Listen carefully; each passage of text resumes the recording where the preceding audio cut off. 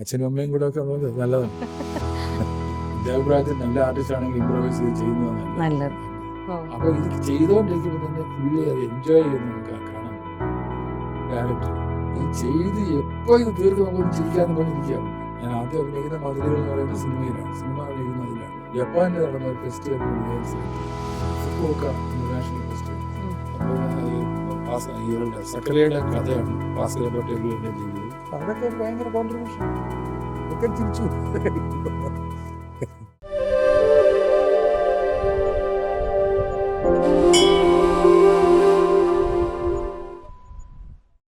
നേരത്തെ നമ്മൾ കാമ്പുള്ള കഥകളെന്ന് പറയുന്നു, പക്ഷെ ഇപ്പോൾ ഉള്ള ആളുകൾ നമ്മളിത് പറയുന്നതിനെ എതിർക്കുമെന്നറിയില്ല. എങ്കിലും ഇപ്പോൾ എന്ന് പറഞ്ഞാൽ എന്താ പറയുക, ഒരു നിമിഷം അല്ലെങ്കിൽ ഒരു മൊമെന്റ് ഒക്കെ ആയിരിക്കും ഒരു സിനിമയിലൂടെ പോകുന്നത്. അപ്പം ഈ ഒരു മാറ്റം എങ്ങനെയാണ്? അത് ഈ എന്താ പറഞ്ഞ പോലെ സിനിമാ കഥകളിൽ അങ്ങനെ ഒരു മാറ്റം വന്നിട്ടുണ്ട്. അതായത് കഥാപാത്രങ്ങളെല്ലാം ഇങ്ങനെ അന്തരീക്ഷത്തിൽ നിൽക്കുന്ന കഥാപാത്രങ്ങളാണ്. അവർക്ക് വേരുകളില്ലാത്തതാണ്. അച്ഛനില്ല, അമ്മയില്ല, അതൊന്നുമില്ല.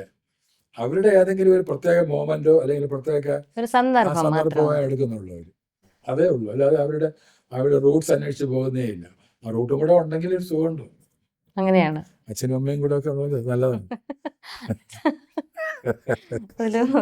മറ്റൊരു ഉദ്ദേശം ഉണ്ടോ എന്നൊരു സംശയമുണ്ട്.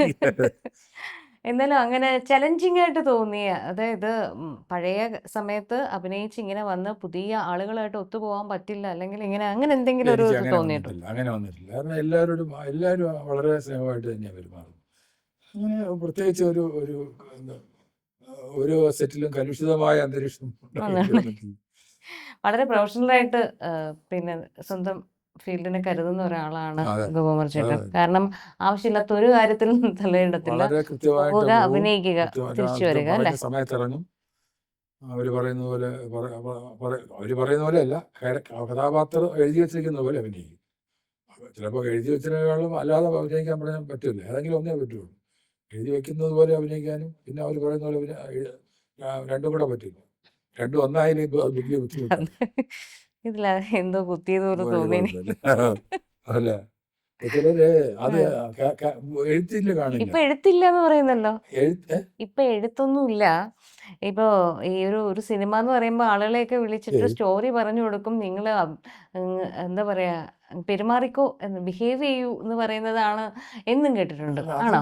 ചെയ്തുകൊണ്ട് വലിയ കുഴപ്പമില്ല. അവര് പല കോമഡി ഇപ്പൊ ചില ടെലിവിഷൻ പ്രോഗ്രാംസ് ഒക്കെ വരുന്നുണ്ട്. അത് നല്ല രസമായിട്ട് വന്നിട്ടുണ്ട്. അത് കുഴപ്പമില്ല.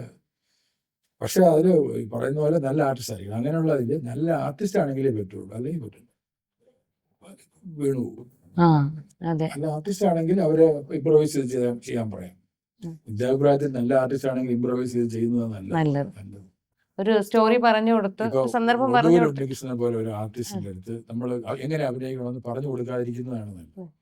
ആ കഥാപാത്രം മാത്രം കൊടുത്താൽ മതി. അത് പുള്ളി അത് ചെയ്തോളൂ. പുള്ളിക്ക് ഇംപ്രവൈസ് ചെയ്യാൻ അറിയാം.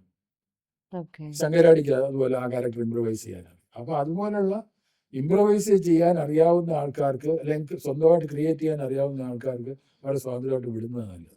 ചില ഡയറക്ടേഴ്സ് അങ്ങനെയല്ല, ഞാൻ പറയുന്നത് ഇയാൾ അഭിനയിച്ചാൽ മതി എന്ന് വാശി പിടിക്കുന്ന ആൾക്കാരും ഉണ്ട്. അങ്ങനെയുണ്ട്. സ്വന്തമായിട്ട് ഇവിടെ ഒന്നും വേണ്ട. ഏതാ കൂടുതൽ താല്പര്യം? എനിക്ക് താല്പര്യം ഈ അറിയുന്ന ആൾക്കാരാണെങ്കിൽ അവർക്ക്. ഞാൻ മറ്റേ പറഞ്ഞല്ലോ, ഉടുലുണ്ണികൃഷ്ണ പോലെയുള്ള ഒരു ആർട്ടിസ്റ്റിനെ, അദ്ദേഹം ഇപ്പൊ ഇല്ല, ഉടുലുണ്ണികൃഷ്ണ പോലെയുള്ള ഒരു ആർട്ടിസ്റ്റിനെ സ്വന്തമായിട്ട് അഭിനയിക്കാൻ വിടുക, ക്യാരക്ടർ പറഞ്ഞു കൊടുത്താൽ മതി. അങ്ങനെ ഏറ്റവും കൂടുതൽ ആസ്വദിച്ച് ചെയ്ത ഒരു സിനിമ, ഒരു സന്ദർഭം ഏതാണ്? കലാകാരന്മാർ എനിക്ക് അങ്ങനെ ഇഷ്ടപ്പെട്ട ഒരു ഡയറക്ടർ ടി.വി. ചന്ദ്രനാണ്. ടി.വി. ചന്ദ്രൻ എന്ന് പറയുന്നത് നമുക്ക് സ്വാതന്ത്ര്യത്തിന്റെ അങ്ങേയറ്റം തരും. അതെനിക്ക് ഭയങ്കര ബെനിഫിറ്റ് ആയിരുന്നു. നമ്മൾ ടി.വി. ചന്ദ്രന്റെ സിനിമകൾ 3-4 ഞാൻ ചെയ്തിട്ടുണ്ട്. പാടവന്ന ഒരു വിലാപങ്ങൾക്കപ്പുറം, പിന്നെ സൂസന്ന, അങ്ങനെ കുറെ സിനിമകൾ ചെയ്തിട്ടുണ്ട്. മങ്കമ്മ. അപ്പൊ അതിനേക്കാളൊക്കെ പ്രധാനം ഞാൻ പുള്ളിയുടെ 2-3 ടെലിവിഷൻ പ്രോഗ്രാംസ് ചെയ്തിട്ടുണ്ട്. സദാശിവന്റെ കുംഭസാരം, അങ്ങനെ വരുംവരായികൾ എന്നൊക്കെ പറയുന്നു. അതിനൊക്കെ ഉള്ള ക്യാരക്ടേഴ്സ്, എന്തൊരു ക്യാരക്ടേഴ്സ് അതല്ല.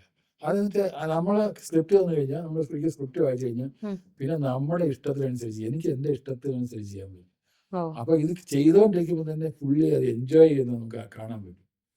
ഡയറക്ടർ ഇത് ചെയ്ത് എപ്പോ ഇത് തീർക്കും നമുക്കൊന്ന് ചിരിക്കാന്ന് പറഞ്ഞിരിക്കുക പുള്ളി. അപ്പം അത് കാണുമ്പോൾ നമുക്കൊരു സന്തോഷം. അത്രയ്ക്ക് സ്വാതന്ത്ര്യം തന്ന ഒരു ഡയറക്ടറാണ് ടി വി ചന്ദ്രൻ. എനിക്ക് ഭയങ്കര ഇഷ്ടമാണ്.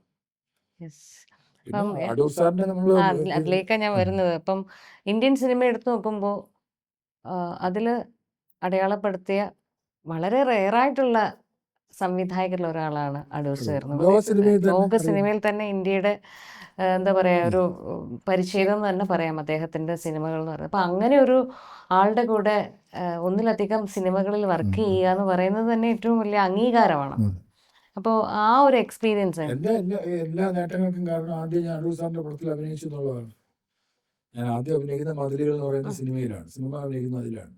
1989 അത് കഴിഞ്ഞ് 4 വർഷം കഴിഞ്ഞാണ് 1993 ഞാൻ സെൻട്രൽ ക്യാരക്ടറായിട്ടുള്ള വിധേയൻ എന്ന് പറയുന്ന സിനിമ. അപ്പോൾ അതിലൊക്കെ അഭിനയിച്ചു കഴിഞ്ഞിട്ട് അപ്പോൾ വിധേയൻ ജപ്പാനിൽ നടന്ന ഒരു ഫെസ്റ്റിവലിന് വിധേയൻ സെലക്ട് ചെയ്തു.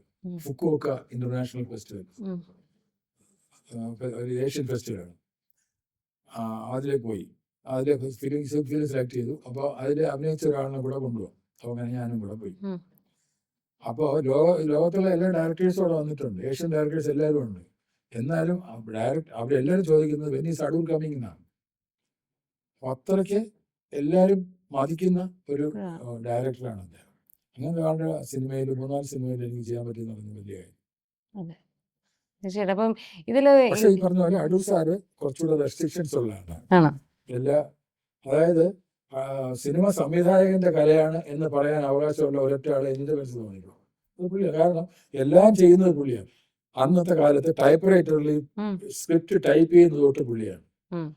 എവിടെയെങ്കിലും ആരെങ്കിലും എന്തെങ്കിലും അറിയിക്കണമെങ്കിൽ ഈ പോസ്റ്റ് ഓഫീസ് എഴുതിയിട്ട് പോസ്റ്റ് ഓഫീസിൽ കൊണ്ട് ലെറ്റർ പോസ്റ്റ് ചെയ്യുന്നത് പുള്ളിയാണ്. ആരെങ്കിലും കൊടുക്കില്ല. അവൻ സ്വന്തം തന്നെ ചെയ്യും.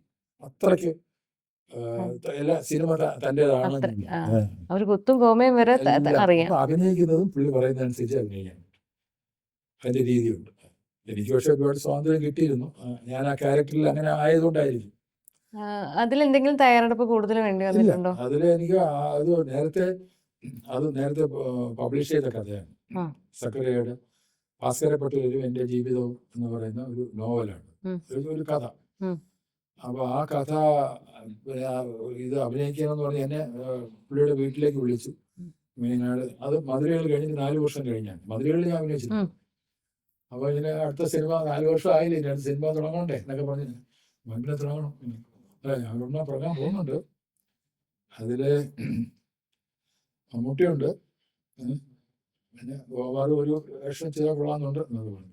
അപ്പൊ ഞാനിപ്പോ പഴയതുപോലെ മമ്മൂട്ടി മറ്റേ മതിലുകളിൽ ചെയ്തതുപോലെ മമ്മൂട്ടി പ്രധാന വേഷവും ഏതെങ്കിലും ഒരു സിനിമ 2 സീനിൽ ഞാൻ കൂടെ അങ്ങനെ ആയിരിക്കും. അപ്പോൾ അതില് രണ്ടും ഒരേപോലത്തെ ക്യാരക്ടേഴ്സാണ്. അപ്പോൾ അതാണ്. അപ്പോൾ ഇവരുടെ സക്കലയുടെ കഥയാണ് ഭാസ്കര പട്ടേലിന്റെ ജീവിതവും. അപ്പൊ ഞാൻ ചോദിച്ചു, സാധാരണ പുള്ളി നേരത്തെ സ്ക്രിപ്റ്റ് ആർക്കും കൊടുക്കില്ല, ആർക്കും കൊടുക്കില്ല. മമ്മൂട്ടി അത് ശരി, ഞാനത് ശരി. അപ്പോ അവിടെ അഭിനയിക്കാൻ വരുമ്പോൾ പറഞ്ഞു കൊടുക്കുകയുള്ളൂ. അപ്പൊ ഡയലോഗ്സ് ഒക്കെ എല്ലാം അപ്പൊ എത്ര പ്രാവശ്യം വേണമെങ്കിൽ റിഹേഴ്സൽ ചെയ്യാം. അപ്പൊ പഠിച്ചാൽ മതി. നേരത്തെ വീട്ടിൽ നിന്ന് പഠിച്ചുകൊണ്ടിരുന്ന കാര്യമില്ല. കാരണം വീട്ടിലിരുന്ന് പഠിച്ചുകൊണ്ട് നമ്മൾ ക്യാരക്ടറിനെ നമ്മുടേതായ രീതിയിൽ മാറ്റും. അത് വേണ്ട, പുള്ളി പറയുന്ന രീതിയിൽ ചെയ്താൽ മതി. നമ്മുടേതായ ഇംപ്രവൈസേഷൻ അവിടെ ആവശ്യമില്ല എന്ന് തീരുമാനിച്ചിരിക്കുന്നതാണ്. അപ്പൊ ഞാൻ ചോദിച്ചു, എനിക്കിത് അറിയാനുള്ളതുകൊണ്ട് സാറേ ഞാൻ ആ പുസ്തകം വാങ്ങിച്ച് വായിക്കുന്നതുകൊണ്ട് കുഴപ്പമുണ്ടോ എന്ന് ചോദിച്ചു. അല്ല പുസ്തകം പുസ്തകം നിങ്ങൾ ഇതിനു മുമ്പേ വായിച്ചിട്ടുണ്ടെങ്കിൽ ഞാൻ എന്ത് ചെയ്യും? അപ്പൊ അത് കുഴപ്പമില്ല, വായിച്ചോളാം. അങ്ങനെ ആ പുസ്തകമായി. അപ്പോഴാണ് എനിക്ക് മനസ്സിലായത് എൻ്റെ ഏറ്റവും അതിലെ പ്രധാനപ്പെട്ട കഥാപാത്രം ഭാസ്കര പട്ടേലിൽ എൻ്റെ ജീവിതം എന്നാണ്. അപ്പൊ ഞാൻ എന്ന് പറയുന്നതാണ് ആ കഥാപാത്രം, സെൻട്രൽ ക്യാരക്ടർ. അങ്ങനെ ആ കഥാപാത്രം അതൊരു വലിയ ആദ്യത്തെ ഒരു സീൻ ചെയ്തപ്പോൾ തന്നെ പുള്ളിയുടെ ഒരു മനസ്സിലെ മുഖത്തിലാണെന്ന ഒരു ചിരി, വളരെ അപൂർവമായിട്ട് വിരിയുന്ന ഒരു ചിരിയുണ്ട്. ആ ചിരി വന്നു. അപ്പൊ അതിൽ നിന്ന് തന്നെ നമുക്ക്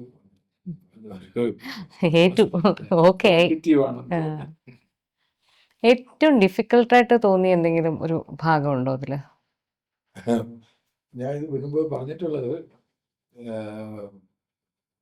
ടി വി ചന്ദ്രൻ്റെയും സദാശിവന്റെ കുംഭസാരം എന്ന് പറയുന്ന സീരിയൽ അഭിനയിക്കും. അതിൽ ഒരു സീനിൽ നമ്മുടെ ശ്രീരാമനില്ലേ, ശ്രീരാമനെ പുറകിൽ വെച്ച് സൈക്കിൾ ചെയ്യപ്പെടുന്ന ഒരു സീനാണ് എന്റെ ജീവിതത്തിൽ ഏറ്റവും വലിയ ഒരിക്കലും പ്രതീക്ഷിക്കാത്തൊരു ഉത്തരവാണ് ഞാൻ ഉപ്പ് ചാക്ക് എടുത്ത് വെച്ച് ഞാൻ ഇപ്പൊ പറഞ്ഞു. പക്ഷെ ശ്രീരാമൻ നല്ല നടനാണ്, എനിക്ക് ഭയങ്കര ഇഷ്ടമുള്ള ആളാണ്. പക്ഷെ ആക്ച്വലി ഞാൻ ഉദ്ദേശിച്ചതെന്ന് പറഞ്ഞാൽ അഭിനയിച്ച് ഫലിപ്പിക്കാൻ എന്തെങ്കിലും ബുദ്ധിമുട്ട് അങ്ങനെ ഒരു ബുദ്ധിമുട്ടൊന്നും അങ്ങനെ വന്നിട്ടില്ല. ഇല്ല. അതെന്തുകൊണ്ടാണെന്നല്ല, അങ്ങനെ ബുദ്ധിമുട്ടായിട്ട് എനിക്ക് തോന്നിയിട്ടില്ല ഒന്നും. ഓരോരുത്തര് ഒരുപാട് പിന്നെ ഹോംവർക്ക് എടുക്കാറുണ്ട്. ഒരു കഥാപാത്രം ഇതാണെന്ന് പറയുമ്പോൾ തന്നെ നമ്മൾ അതിലേക്ക് മാറാൻ വേണ്ടിയിട്ട് ഒരുപാട് എഫേർട്ട് എടുക്കാറുണ്ട്. അങ്ങനെ ഇങ്ങനെയൊക്കെയുള്ള കാര്യങ്ങൾ കേട്ടിട്ടുണ്ട്. അതായത് ഒരു പ്രത്യേകിച്ചും സിനിമയിലെ ഒരു നടൻ അഭിനയിക്കുന്നത് ആക്ഷനും കട്ടിനും ഇടയ്ക്കാക്കി. അതിന് മുമ്പും അഭിനയിച്ചുകൊണ്ടിരിക്കരുത്, അതിന് ശേഷവും അഭിനയിച്ചുകൊണ്ടിരിക്കണം. അതാണ് തിയറി. അല്ല, ചില നടന്മാരൊക്കെ പറയുന്നത് കേട്ടിട്ടുണ്ട്, ഈ കഥാപാത്രം എന്നെ വിട്ടുപോയില്ല, ഇത് കഴിഞ്ഞിട്ടും എന്റെ കൂടെ ഉണ്ടായിരുന്നു എന്നൊക്കെ പറഞ്ഞു കേട്ടിട്ടുണ്ട്. അതിപ്പോ ഈ വിജയം ചെയ്ത് കഴിഞ്ഞപ്പോഴത്തേക്ക് കുറച്ച് ദിവസം എനിക്ക് ആ ഫീൽ ഉണ്ടായിരുന്നു. പക്ഷെ ഞാനിത് മനസ്സിലാക്കുന്നത്, എനിക്കിത് പറഞ്ഞു തന്നത് വേറൊരു വലിയ നടനാണ്, ഭരത് ഗോപിയാണ്. പുള്ളിയാണ് പറഞ്ഞത്, നിങ്ങൾ ഇൻവോൾവ് ചെയ്യുന്നത്, നിങ്ങളുടെ ഇൻവോൾവ്മെന്റ് ആയാലും നിങ്ങളുടെ കോൺട്രിബ്യൂഷൻ ആയാലും ആക്ഷനും കട്ടിനും ഇടയ്ക്ക് വരണം. നിങ്ങൾ അതിനു മുമ്പ് എന്ത് ചെയ്തെന്നോ അല്ലെങ്കിൽ അതിന് ശേഷം എന്ത് ചെയ്തെന്നോ, നിങ്ങൾ അതിന് ശേഷം പോയി കിടന്ന് കരഞ്ഞോ വിളിച്ചോ ഈ സങ്കടം കൊണ്ട് അവിടെ പോയി കിടന്നു, അതിനൊന്നും ഒരർത്ഥവും. ഇവിടെ കാണിക്കുന്ന ഈ ആക്ഷനും കട്ടിനും ഇടയ്ക്ക് കാണിക്കുന്നതേ ഉള്ളൂ. അപ്പം നിങ്ങളുടെ അഭിനയം ഇതിനിടയ്ക്ക് നിർത്തിക്കോണം. അതാണ്, അങ്ങനെയുള്ള ആളാണ് ഏറ്റവും വലിയ നടൻ പുള്ളിയാണ്. ശരിക്കും ഈ അതാ പറയണേ, ഒരുപാട് ലെജൻഡറി ആയിട്ടുള്ള ആളുകളുമായിട്ടുള്ള ഒരു സഹവാസം എന്ന് പറയുന്നത് ഒരു വലിയ ഭാഗ്യമാണ്.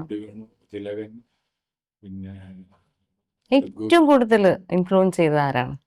എനിക്കിഷ്ടം, എനിക്ക് തോന്നുന്നത് ഏറ്റവും നല്ല നടൻ ആരാണെന്ന് എന്നോട് ചോദിച്ചാൽ ഞാൻ ഭരത് ഗോപി എന്ന് പറയും. എന്താന്ന് ചോദിച്ചാൽ, കാരണം ഒരു നടന് വേണ്ട ഒരു വലിയ ഇതൊന്നും പുള്ളിക്കില്ല. പുള്ളി അങ്ങനെ ഒരു വലിയ രൂപ സൗന്ദര്യമില്ല, ആകാര സൗഷ്ഠവമൊന്നുമില്ല, അങ്ങനെ ഒരു സൗകുമാര്യമുള്ള ശബ്ദമില്ല.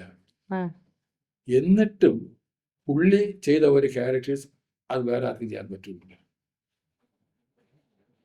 അതാണ് ഇപ്പൊ മമ്മൂട്ടിക്കും മോഹൻലാലിനും ഒക്കെ ഒരുപാട് അഡ്വാൻറ്റേജസ് ഉണ്ട്. ആ അഡ്വാൻറ്റേജസ് ഒന്നുമില്ലാത്ത ഈ ഉള്ളിലുള്ള അഭിനയത്തിന്റെ കഴിവ് മാത്രം വെച്ച് ഇത്രയും വലിയ നടനായ ആളാണ് ഭരത് ഗോപി. ശരിയാണ്. അങ്ങനെയാണ്. അപ്പോൾ അങ്ങനെ ഭരത് ഗോപിയാണ് ഏറ്റവും വലിയ നടനെന്ന് ഞാൻ പറയും.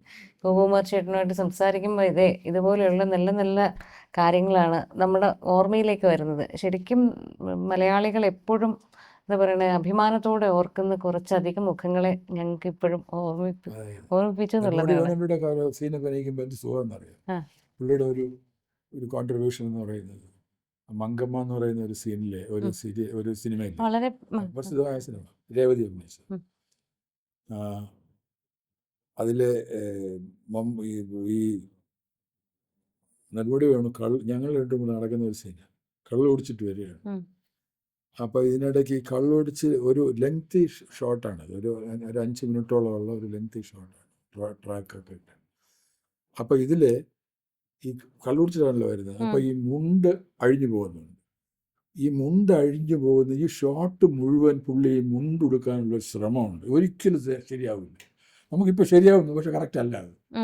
അപ്പോൾ അങ്ങനെ ആ ഷോട്ട് മുഴുവൻ പുള്ളി, ഡയലോഗ് മൊത്തമുണ്ട്, പുള്ളിയുടെ ഡയലോഗ് മുഴുവൻ പറയുന്നത്. ഈ ഡയലോഗിൻ്റെ ഇടയ്ക്ക് ഈ മുണ്ടിൻ്റെ ഉടുക്കാൻ ശ്രമിക്കുന്നത്, അത് ഒരു നടനെ പറ്റൂ, ഭയങ്കരമായിട്ടുള്ള നടനെ പറ്റുള്ളൂ. ശരിയായിട്ടില്ല. ഷോട്ട് തീരുമ്പോഴും അത് ശരിയായിട്ടില്ല, ഭയങ്കര നാച്ചുറലായിട്ട്. അതുപോലെ തന്നെ ജഗദീഷ് ശ്രീകുമാർ ഇതുപോലെ ഇംപ്രവൈസ് ചെയ്യുന്നതിൽ, ക്യാരക്ടേഴ്സ് ഇംപ്രവൈസ് ചെയ്യുന്നതിൽ, നോട്ടം എന്ന് പറഞ്ഞൊരു സിനിമ ഞാനും അഭിനയിച്ചു. അതിൽ പുള്ളി, ഞങ്ങൾ രണ്ടും കൂടെ കള്ളു കുടിച്ചിട്ട് സീനാണ്. കള്ളു കുടിച്ചിട്ട് ഞാൻ ബോധമില്ലാതെ കൊണ്ടുവന്ന് എന്നെ വീടിൻ്റെ ഫ്രണ്ടിൽ കൊണ്ട് കിടത്തിയിട്ട് ഇയാൾ തിരിച്ചു പോകും. ഇയാൾ അവിടെ വിളിക്കില്ല, വിളിച്ചാൽ അവർ വന്ന് ഇയാളെ വഴക്ക് പറയുമല്ലോ, കൊണ്ടുപോയി പിടിപ്പിച്ചു എന്നൊക്കെ പറഞ്ഞു. അവിടെ കൊണ്ടിരുത്തിയിട്ട് പോകുമ്പോൾ അതൊരു നോട്ടം എന്ന് പറയുന്നത് ഈ ചാക്യാരുടെ ഒരു കഥയാണ്. അതിൻ്റെ ആ ട്രൂപ്പിൻ്റെ മാനേജറാണ്, നാട്യസംഘത്തിൻ്റെ ഒരു മാനേജറാണ്. അപ്പോൾ സംസ്കൃതത്തിലൊരു ശ്ലോകം, അതെനിക്കറിയാവുന്ന ഈ പറഞ്ഞ നരേന്ദ്രപ്രസാദ് എഴുതിയ നാടകത്തിൻ്റെ ശ്ലോകമാണ്. അതിൽ ചാക്യാരുടെ ഞാൻ ചെയ്തിട്ടുണ്ട് ക്യാരക്ടേഴ്സ്. ദൈവം എന്ന് പറയും.